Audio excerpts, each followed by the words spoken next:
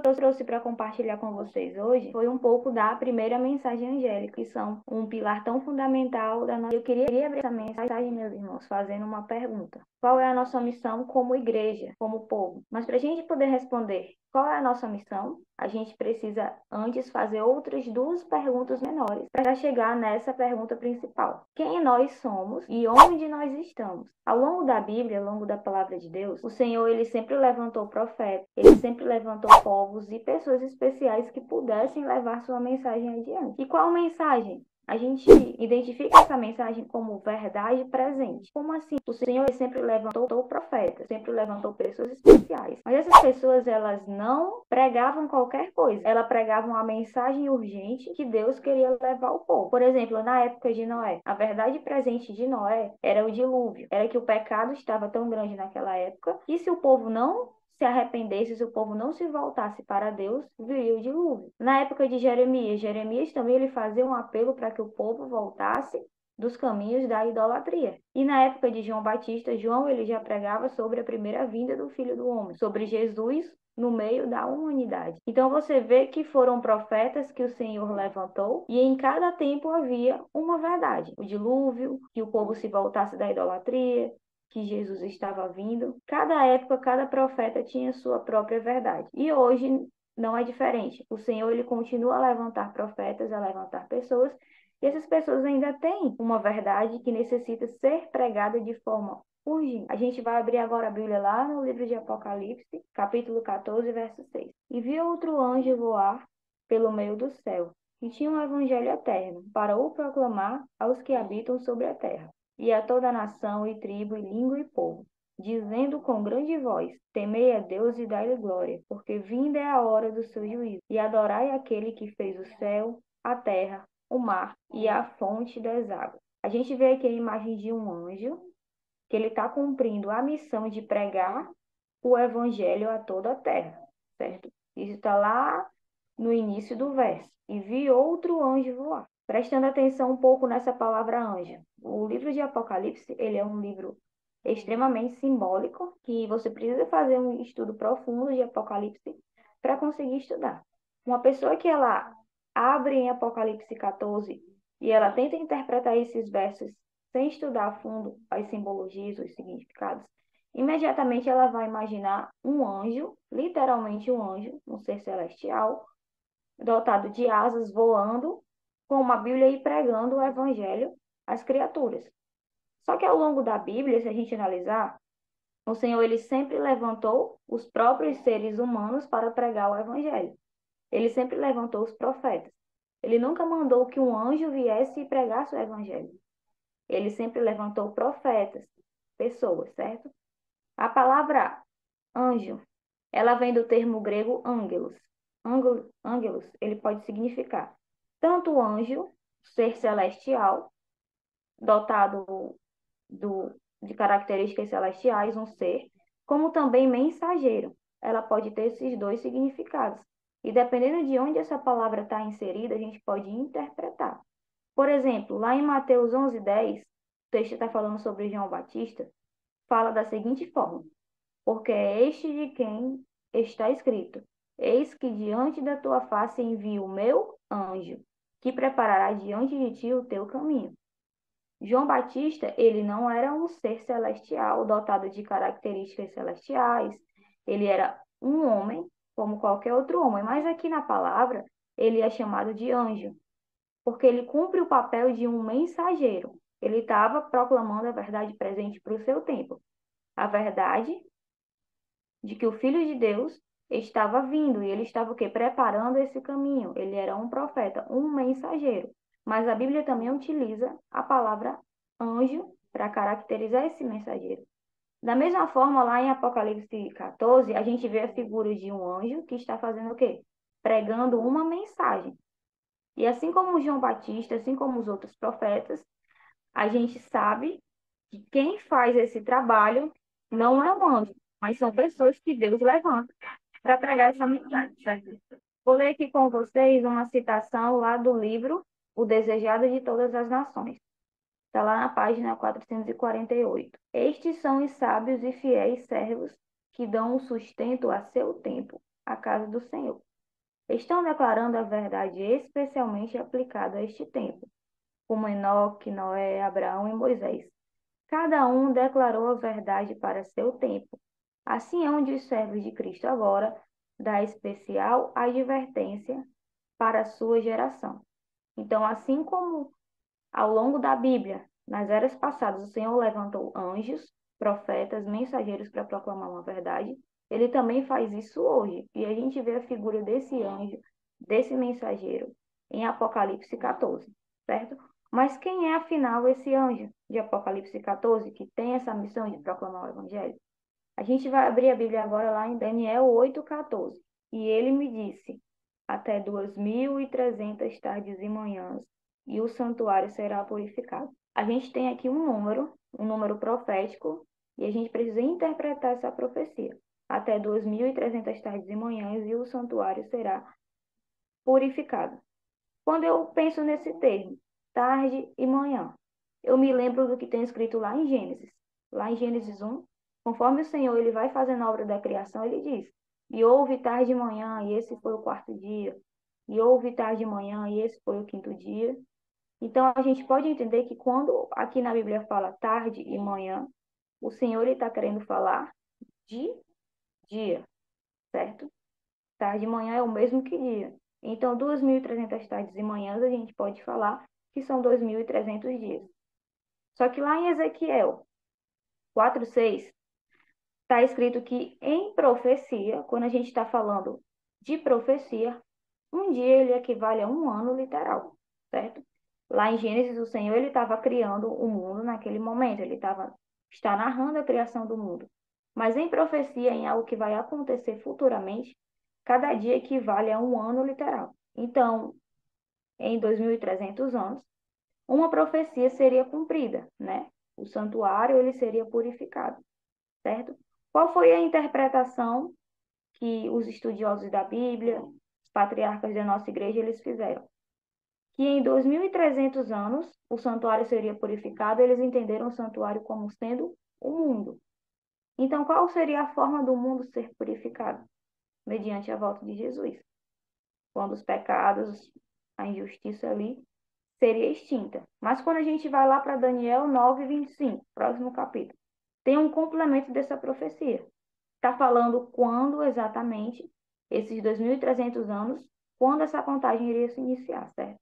Sabe e entende, desde a saída da ordem para restaurar e para edificar Jerusalém. Olha só, já no início do versículo está falando quando saísse uma ordem para sair e reedificar Jerusalém. Essa ordem, após Jerusalém ser destruída, saiu uma ordem para que ela fosse reedificada, um decreto foi promulgado no ano de 457 depois de Cristo. E ali entende-se, a partir da interpretação de Daniel 9:25, que inicia-se a contagem dos 2.300 anos, certo? Se a gente fizer um cálculo simples, 2.300 menos 457, a gente vai chegar ao ano de 1843. Algo iria acontecer em 1843. Só que o calendário ele não tem ano zero. Então a gente acrescenta mais um por conta da inexistência do ano zero.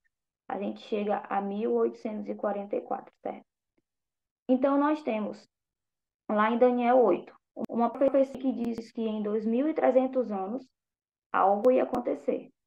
A gente entende, a partir de Daniel 9:25, que essa contagem ela ia iniciar quando saísse o decreto de reedificação de Jerusalém. Esse decreto saiu em 457. Fazendo o cálculo, a gente entende que os 2.300 anos, eles iriam chegar ao ano de 1844. Então, a gente já tem um ano. Mas qual dia exatamente de 1844? Que foi que os estudiosos pensaram? Lá em Levítico 16, está descrito a festa da expiação, certo? E aqui que fala sobre um santuário purificado. A festa da expiação, ela acontecia no 10º dia do 7º mês, certo? E convertendo do calendário judaico para o nosso calendário, a gente chegava em 22 de outubro. Então, nós tínhamos uma data. 22 de outubro de 1844. Alguma coisa ia acontecer nessa data ao findar das 2.300 tardes e manhãs. Alguma coisa ia acontecer em 22 de outubro de 1844, certo? Só que a interpretação que fizeram seria que nessa data Jesus voltaria e o mundo seria purificado mediante a volta de Jesus. Mas Jesus ele não voltou. A gente teve outro acontecimento. A gente teve a presença de Jesus no Santíssimo do Santuário. E ao longo do livro do Apocalipse, se a gente estudar fielmente, capítulo por capítulo, nós vamos encontrar descrições que João viu o santuário. Que no céu existe o santuário igual ao terrestre. O terrestre, na verdade, ele é uma cópia do santuário celestial. E Jesus, a partir dessa data, entra no Santíssimo do Santuário Celestial, certo? E no Santíssimo do Santuário Celestial, a gente encontra a Arca da Aliança com as tábuas da lei. A Arca da Aliança com as tábuas da lei. Então, nessa data, em 22 de outubro de 1844, nós temos no céu o Senhor Jesus em um lugar do santuário onde se encontra a lei, e nós temos na terra o surgimento de um povo que propõe a guarda da lei. As duas coisas estão interligadas. Então, chegamos em um momento em que volta a urgência de pregar a lei. Aquela lei que ela havia sido esquecida. E dentro da lei, dentro dos 10 mandamentos, qual foi aquele que foi esquecido, que havia sido esquecido naquela época e que ainda é esquecido hoje? O mandamento esquecido não é não matarás, nem não furtarás. As pessoas ela ainda têm respeito por isso.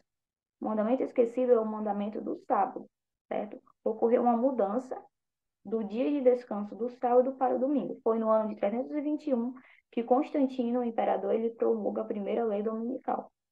E a gente vê que faz tanto tempo, 321, mas é algo que ficou enraizado no comportamento e na mente da sociedade.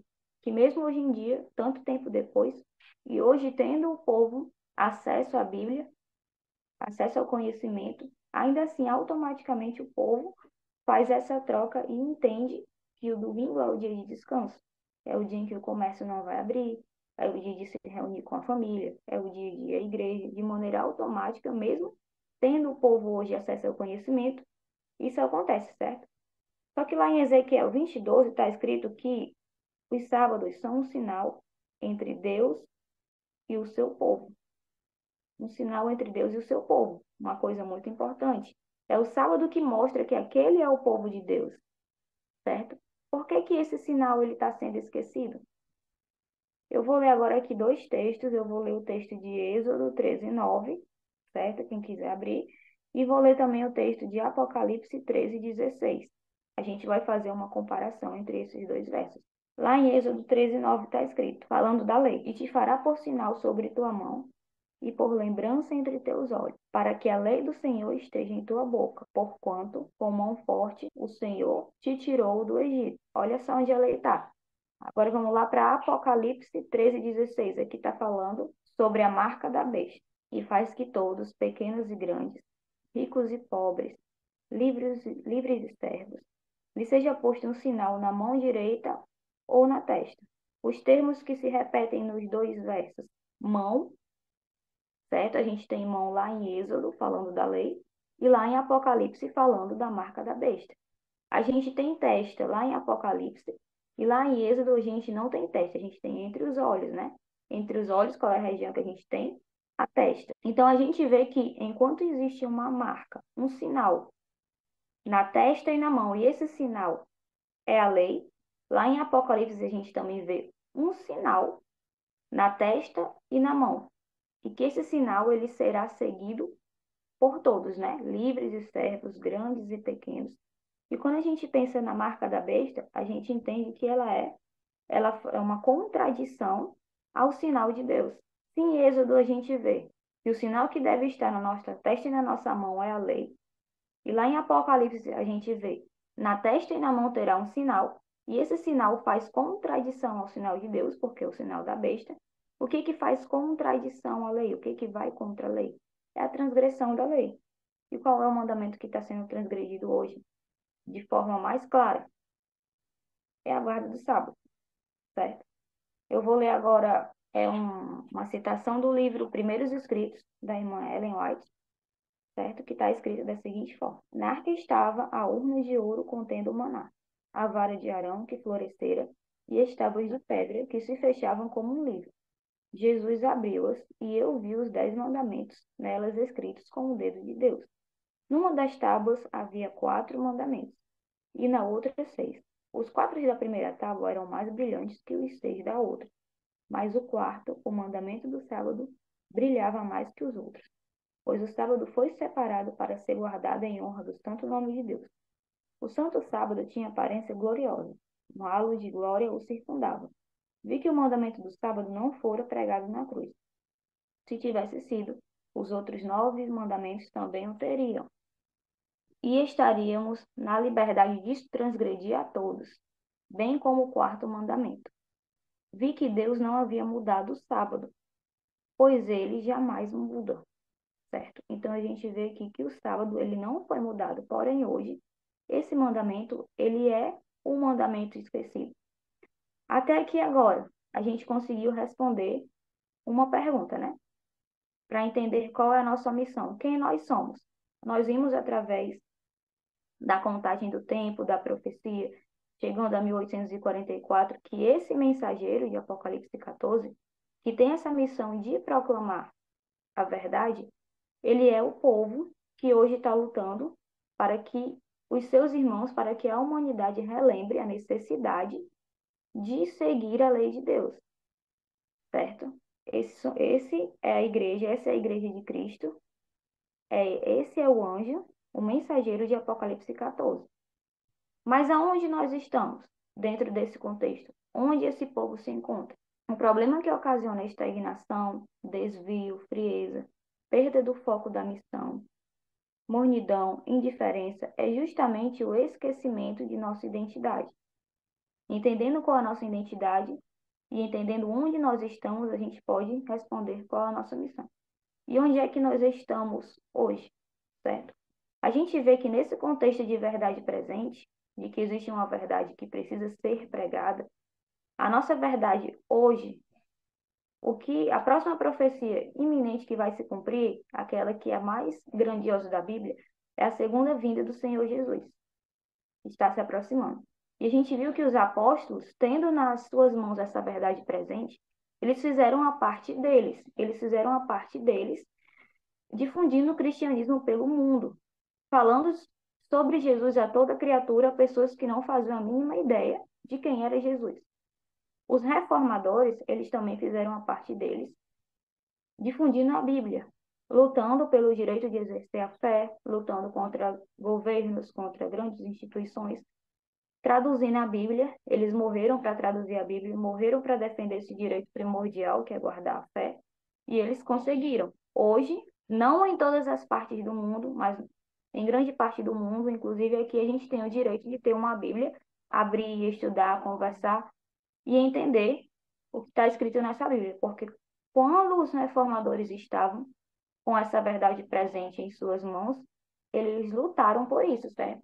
E os patriarcas da nossa igreja, os fundadores, com essa verdade presente da segunda vinda de Cristo, o que eles fizeram? Eles lutaram para construir uma instituição, eles lutaram para difundir essa instituição no mundo, para que hoje nós aqui, no nosso país e outras pessoas em outros países, tenham acesso a um templo, a um lugar sagrado para se reunirem e adorarem a Deus, certo? Então, todos fizeram a sua parte.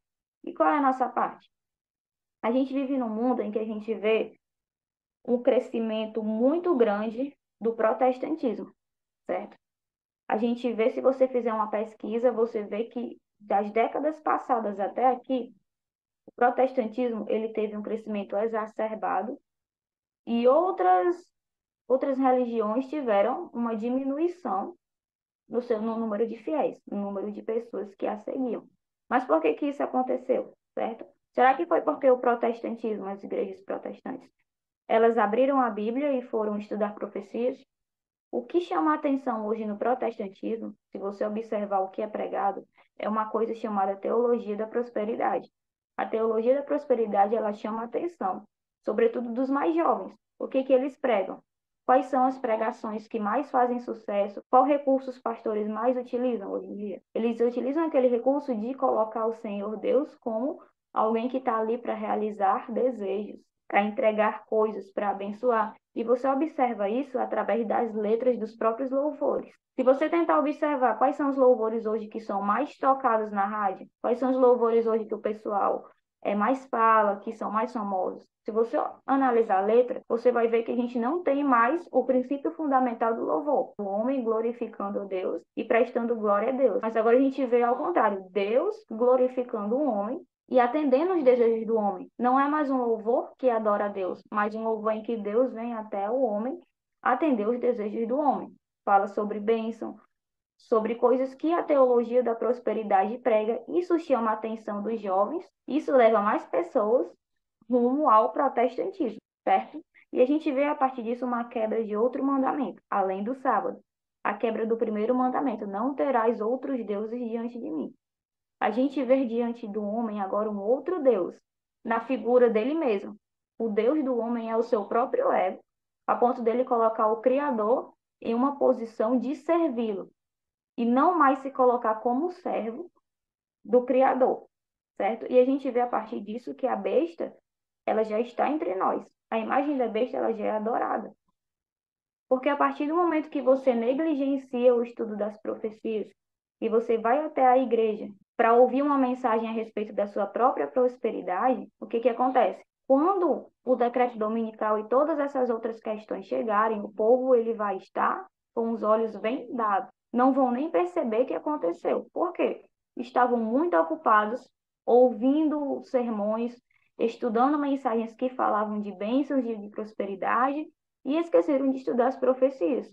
Isso nada mais é do que uma preparação do terreno para que quando esse grande momento chegasse, as pessoas não estivessem preparadas para identificar. Eu não posso lutar contra a marca da besta, eu não posso lutar contra a besta e sua imagem se eu nem sei o que é isso.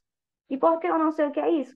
Porque eu fui para a igreja, um lugar onde eu deveria me encontrar com líderes espirituais, com os meus irmãos, e eu em nenhum momento abri a Bíblia para estudar Daniel e Apocalipse. Eu fui estudar somente uma teologia da prosperidade que falava sobre Deus vir até mim e fazer a minha vontade, certo? E qual foi a ordem que Jesus nos deu? No contexto de qual é a nossa missão? Jesus ele disse: ide a todo mundo e pregai o evangelho. Então a gente vê que se nós temos um anjo em Apocalipse 14, e esse anjo prega o evangelho a toda criatura, se nós temos uma profecia que leva até a data da fundação da nossa igreja, o grande marco para a fundação da nossa igreja, e se nós vivemos em um mundo em que o sábado é esquecido e que a teologia da prosperidade ganha cada vez mais adeptos, o que a gente pode identificar? A nossa missão é fazer exatamente o que Jesus disse, ir e pregar o evangelho a toda criatura. Qual é o evangelho? A necessidade de guardar a lei, sobretudo o sábado, que está sendo transgredido. Aonde? Em qual ambiente? Em um ambiente em que as pessoas cada vez mais esquecem de estudar a lei. Então, esse, meus irmãos, esse é o chamado do Senhor Jesus para todos nós. Vocês são esse anjo, vocês são esse mensageiro, o meu povo. Vão e preguem a verdade presente, como fizeram os apóstolos, os reformadores. Qual verdade? A quebra do sábado, a quebra da lei. Em qual ambiente? Nesse ambiente de hoje, em que as pessoas elas estão cada vez mais esquecendo de estudar a Bíblia dentro da própria igreja, dentro da própria casa de Deus. E essa é a mensagem que eu queria compartilhar com vocês hoje. Querido Deus, Pai amado, Senhor de toda honra e toda glória, muito obrigado, Deus, por nossa reunião nesta noite aqui nessa sala, Pai. Abençoa todos os que aqui estavam presentes, meu Deus. Abençoa os dirigentes, todos os responsáveis por essa sala. Que mais pessoas, meu Deus, possam vir até aqui nos próximos dias, ouvir a Tua mensagem. Continua, Senhor, capacitando a Tua igreja, os Teus jovens, todos, meu Deus, para que nós possamos cumprir a Tua ordem de levar o Evangelho a todo mundo. Nos capacita, meu Deus, cada vez mais.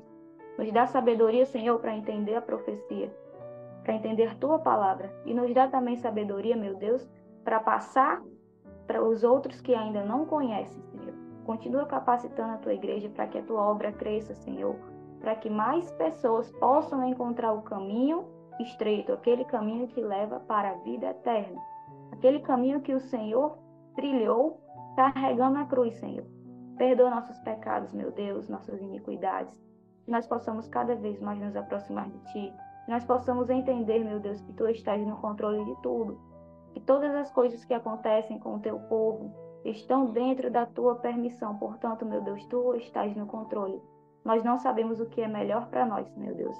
Só o Senhor sabe, portanto, que se cumpra na nossa vida a Tua vontade e não a nossa, meu Deus. Quebra o nosso ego.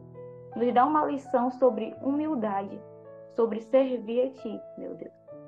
Fica com cada um aqui hoje, meu Deus. Abençoa o nosso dia. Nos protege sempre. Esteja conosco, onde quer que nós estivermos. Em nome de Jesus. Amém.